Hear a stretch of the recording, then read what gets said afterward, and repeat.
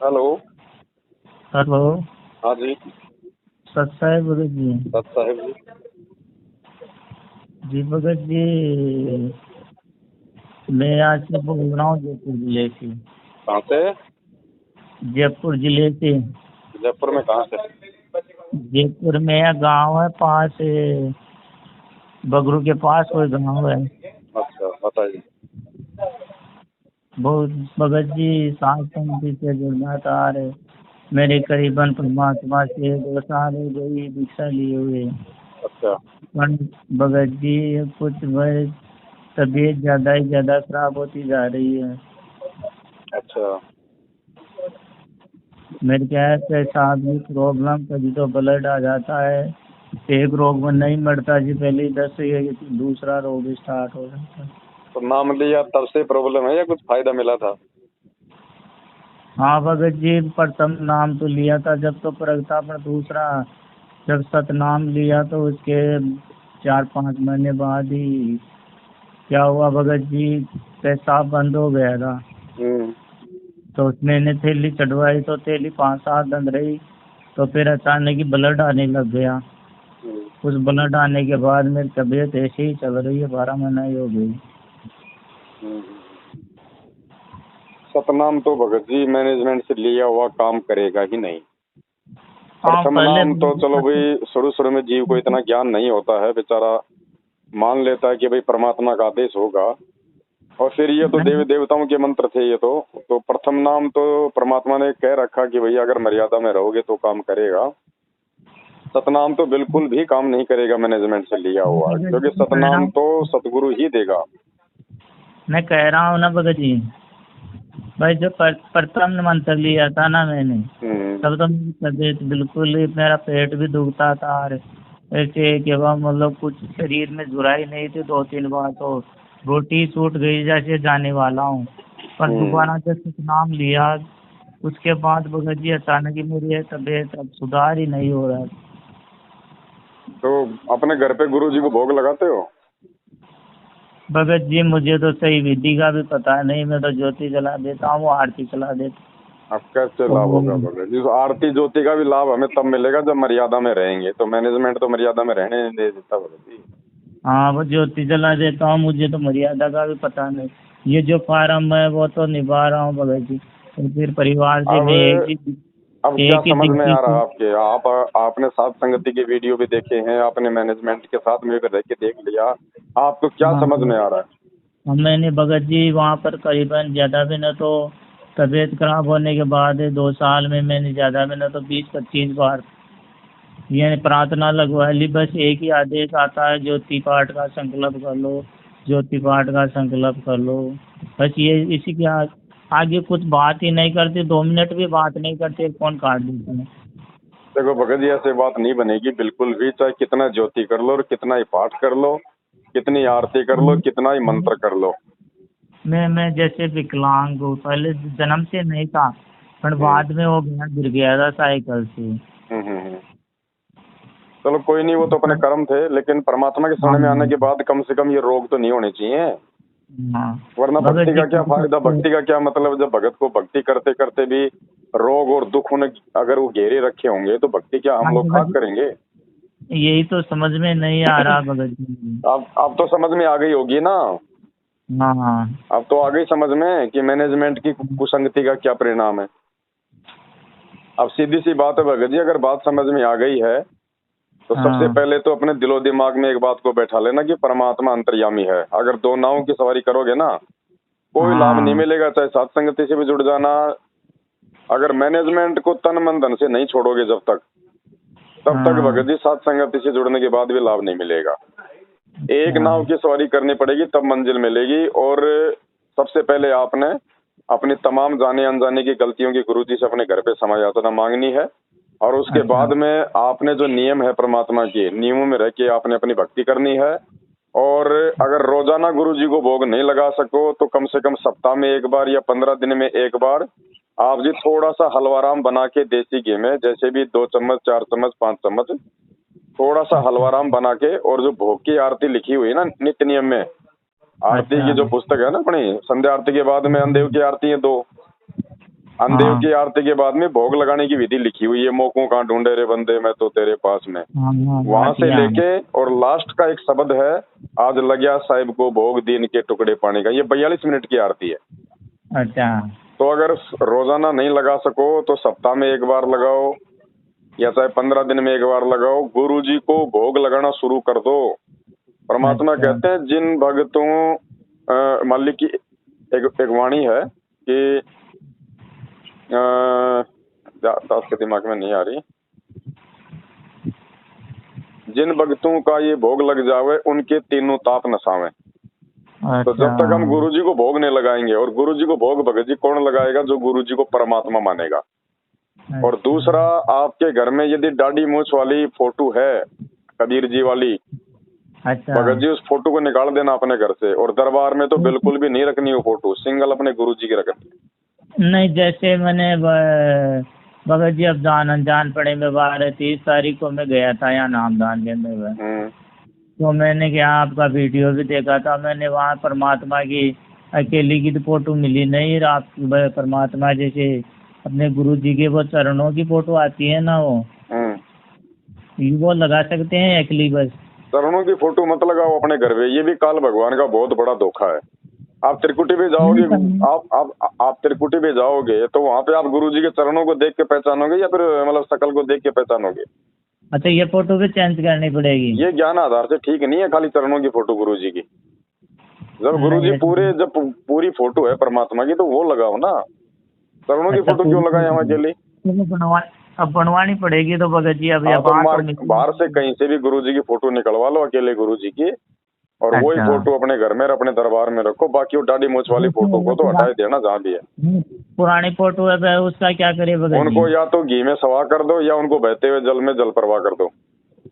अच्छा। और भाई, और यदि ऐसा कोई साधन नहीं आपके पास में, कहीं आना जाना नहीं हो उनको जल प्रवाह करने के लिए, तो उतार के गोल मोड़ करके एक जगह रख दो। जब कभी बाहर आओ जाओ किसी नहर में किसी नदी में जल प्रवाह कर देना, वरना घी लगा के सवा कर दो। अच्छा, जैसे हमारे ज्योति जलाता हूँ परमात्मा की जी, तो वो ज्योति बहुत सारी हो गई, अब क्या डब्बा भर गया वो। हाँ तो उनको सवा कर दो ना। उनको एक परात में एक तसल्ले में रख के। तो फ्रेम में लगी हुई है, फ्रेम से ऐसी है या? नहीं, वो फ्रेम से निकाल के, फ्रेम में फिर दूसरी डाल लो गुरु जी की फोटो सिंगल। अच्छा। फ्रेम से निकाल के और उन बत्तियों के साथ में सवा कर दो, जो घी की जो वो ज्योति बची हुई है ना। अच्छा, उनके साथ में सवा कर दो। अरे ये चरणों की फोटो ये भी सवा करते हैं? हाँ भगत जी, चरणों की फोटो हमारे कोई मतलब की नहीं है।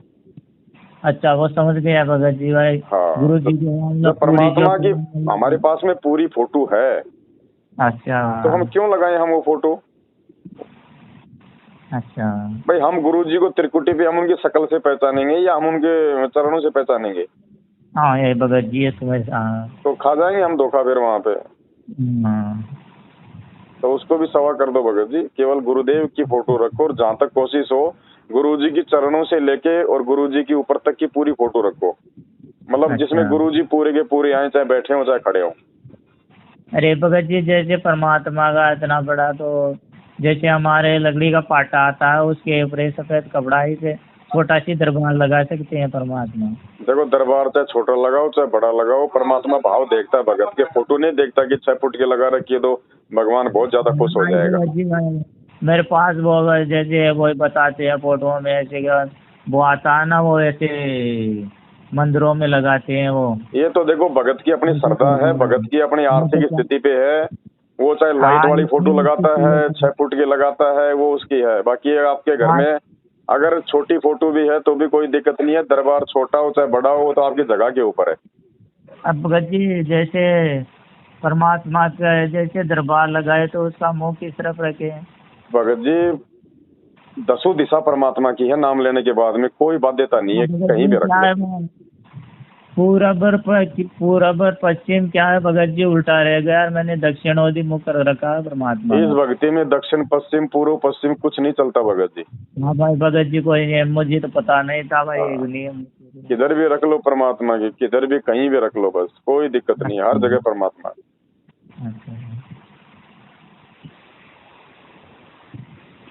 तो सबसे पहले तो मालिक से अपनी गलतियों की क्षमा याचना, और मैनेजमेंट से तन मन धन से नाता तोड़ देना भगत जी। हाँ अगर भगत कभी जी। उनकी दुकानों पे अगर चले भी गए ना तो परमात्मा थोड़ी बहुत जो राहत आपको देना चाह रहा होगा ना सात संगत से जुड़ के, वो भी नहीं देगा। हाँ भगत जी, क्या है जिस बार में पर दूसरे नाम लेने के बाद मेरी तबीयत इतनी खराब चली है भगत अब जी, ऐसा है दवाई ना, भी ले रहा हूँ। अब देखना, यदि आप जुड़ जाओगे ना एक बार सात संगति से और गुरु जी को हाँ भोग लगाना शुरू कर दोगे और मैनेजमेंट को बिल्कुल छोड़ दोगे, फिर देखना भगत जी हाँ। आपका सतनाम भी काम करना शुरू कर देगा। हाँ भगत जी, जैसे पिताजी है मेरे गांव से, मैं एक ही दीक्षित तो परिवार से के वहाँ मतलब, हम्म। तो पिताजी जैसे भगत जी तंबाकू भी खाते हैं और बर्तन बार वारते हैं, मेरे गया विकलांग। अब इसमें क्या कोई दिक्कत थोड़ी है भगत जी? नाम ले रखा पिताजी ने? नहीं, मैं ना, परिवार के 5 सदस्य हैं, मैंने ही दीक्षा ले रखी है अभी। तो पिताजी भगत जी तंबाकू खाए तो खाए, अब क्या कर सकते हैं भाई, जो जहर खाएगा वो मरेगा, दूध पिएगा तो सेहत हाँ, बनाएगा।